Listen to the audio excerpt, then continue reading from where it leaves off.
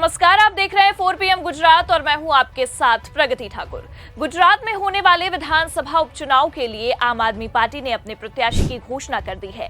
Party ने Visavadar seat से Gopal Italia को अपना उम्मीदवार बनाया है। ये घोषणा 22 मार्च 2025 को की गई है, जिसके बाद गुजरात की राजनीति में एक नया मोड़ देखने को मिल सकता है। गोपाल इटालिया, जो पहले गुजरात में आम आदमी पार्टी के संयोजक रह चुके हैं और वर्तमान में पार्टी के संयुक्त महासचिव के पद पर कार्यरत हैं, इनको महत्वपूर्ण सीट से मैदान में उतारा गया है।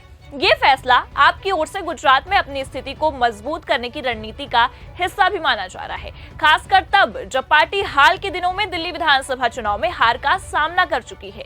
विसावदर विधानसभा सीट जूनागढ़ जिले में स्थित है और ये लंबे समय तक भारतीय जनता पार्टी का ही गढ़ रही है। हालांकि 2022 के विधानसभा चुनाव में इस सीट पर आम आदमी पार्टी ने जीत हासिल की थी। उस समय आपके उम्मीदवार भूपेंद्र भयानी ने इस सीट पर कब्जा जमाया था, लेकिन बाद में भयानी ने विधानसभा की सदस्यता से इस्तीफा दे दिया और आप छोड़कर भाजपा में शामिल हो गए। उनके इस कदम ने आपके लिए एक बड़ा झटका साबित किया था, क्योंकि वो 2022 में जीतने वाले 5 विधायकों में से एक थे। भयानी ने इस्तीफे के दौरान आप पर आरोप लगाया था कि ये पार्टी लोगों की सेवा के लिए सही मंच नहीं है। उनके जाने के बाद से ये सीट खाली पड़ी थी और अब इस उपचुनाव के जरिए आप इसे फिर से अपने कब्जे में लेने की कोशिश कर रही है। गोपाल इटालिया का नाम इस सीट के लिए घोषित होने के पीछे उनकी मजबूत क्षेत्रीय पकड़ और पार्टी के भीतर सक्रिय भूमिका को भी माना जा रहा है।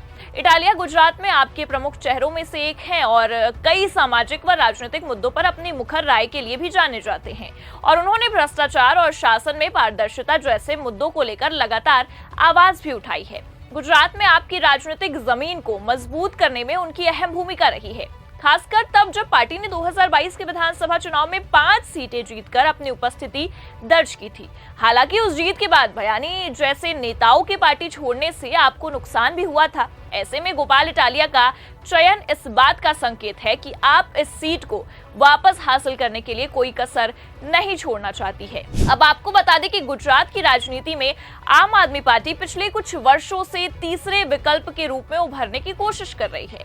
भाजपा और कांग्रेस के बीच दशकों से चले आ रहे वर्चस्व को चुनौती देने के लिए आपने कई रणनीतियां अपनाई हैं। गोपाल इटालिया जैसे युवा और ऊर्जावान नेताओं को आगे लाना इसी रणनीति का हिस्सा है। इटालिया का राजनीतिक सफर भी काफी रोचक रहा है। भावनगर जिले से ताल्लुक रखने वाले इटालिया ने अहमदाबाद से राजनीति शास्त्र में स्नातक की पढ़ाई की। इसके बाद उन्होंने सामाजिक कार्यों में भी हिस्सा लिया और आपके साथ जुड़ गए। साल 2022 में उन्हें गुजरात इकाई का अध्यक्ष भी बनाया गया था, जिसके बाद उन्होंने पार्टी को मजबूत करने के लिए कई अभियान भी चलाए थे।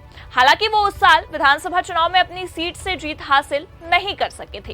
विसावदर सीट का इतिहास देखें तो ये क्षेत्र पाटीदार समुदाय के प्रभाव वाला भी माना जाता है। 2017 के विधानसभा चुनाव में पाटीदार आंदोलन ने इस क्षेत्र में भाजपा को नुकसान पहुंचाया था, जिसका फायदा कांग्रेस को मिला था। लेकिन 2022 में आपने इस सीट पर जीत दर्ज कर अपनी संभावनाओं को साबित किया। वहीं अब गोपाल इटालिया के नेतृत्व में आप इस सीट को फिर से जीतने की उम्मीद कर रही है। इस उपचुनाव को आपके लिए एक लिटमस टेस्ट के रूप में भी देखा जा रहा है, क्योंकि हाल ही में दिल्ली में हुए विधानसभा चुनाव में पार्टी को करारी हार का सामना करना पड़ा था।